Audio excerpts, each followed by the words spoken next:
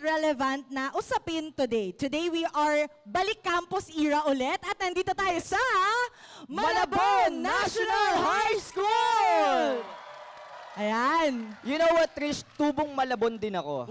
Yes, oh Barangay Tonsuya. Ayan, Oo, taga Barangay Tonsuya din ako. Yan. Ayan. And of course, trivia lang no, sa mga schoolmates natin dyan, 2018 pa noong unang bumisita ang schoolmates dito sa Malabon National High School. And after 7 years, grabe, sobrang init pa rin ang pag-welcome ng Emanalicians sa atin dito. Tongue twister yun, ha? Oo, diba? Emanalicians. Ano nga ba ang pagdidebatihan nila na talagang pinag-uusapan across generations? Maraming kabataan ang nahihirapang magtanong sa magulang at marami rin ang walang access sa tamang impormasyon o youth-friendly health services. At kasabay pa nito, ang mataas na bilang ng teenage pregnancy sa Pilipinas at ang mga batas na minsan ay naglilimita sa access ng mga kabataan sa contraceptives at healthcare. I totally agree. Kaya naman, ngayong episode, mas hihimayin natin ang mga issues mula sa health rights hanggang parental guidance, safety concerns, at hanggang legal implications para makita natin ang lahat ng anggulo ng ating usapin today. Kaya mga schoolmates, pagdedebatihan natin ngayon kung dapat bang payagan ang birth control access para sa minors kahit walang parental consent. Nako, mainit-init na debate yan!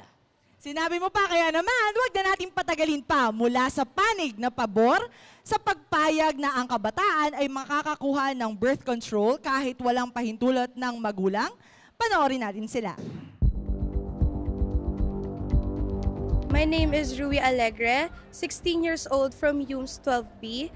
My initial reaction po nung nalaman ko po na ito po yung magiging topic namin is I really wanted to be on the pro side and thankfully dito nga po ako napunta because I believe that this is an opportunity para po mag-speak up po sa karapatan ng mga kabataan dito and especially po since nagiging prevalent na nga po yung gantong issue. So I really wanted to be able to speak up about this issue and share my knowledge with others. I'm Jorlene Zia F. Casimiro and I'm 17 years old from ABM 12B. For my individual preparation po, I researched what would be my rebuttals and my sides. For our group preparation, we already did our training and also did a mock debate for the preparation of our debate. I'm John Andrew C. Valles, 17 years old, from AVM, grade 12. Lagi nating isipin na walang panalo at talo dito dahil parehas natin ipino-point out yung mga nalalaman natin at naayos nating ibahagi sa kanila yung mga knowledge and mga info na nakuha natin. Kailangan natin ipabukas ang kanilang isipan sa mga kalagayan ng ating society. At mula naman sa panig na hindi pabor at naniniwalang dapat laging may parental involvement pagdating sa contraceptives, narito sila. I am Dal Nathan C. Cruz. I am 18 years old and I'm from ABM 12B. Nagustuhan ko ang topic sapagkat ito ay talagang puparig sa aking sariling opinion. At hindi na kagad ako nagpatumpik-tumpik, wala akong tutol.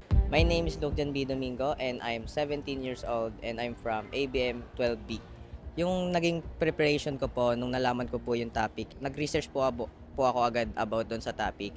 And marami rin po akong kinabisadong batas about doon and mga research about sa birth control. For groups po, nag-mock debate po kami. Nakatulong po ito para mas naging prepare po kami sa upcoming debate po. My name is Jaira Chanel D. Gungon. I am 17 years old. I'm from UMS 12B. My message for our opponents, make sure you do your debate well and make sure you get your facts straight. We will be coming for you. Ayan, at sa pagbabalik natin, magsisimula na ang Healthy Bardagulan dito lang sa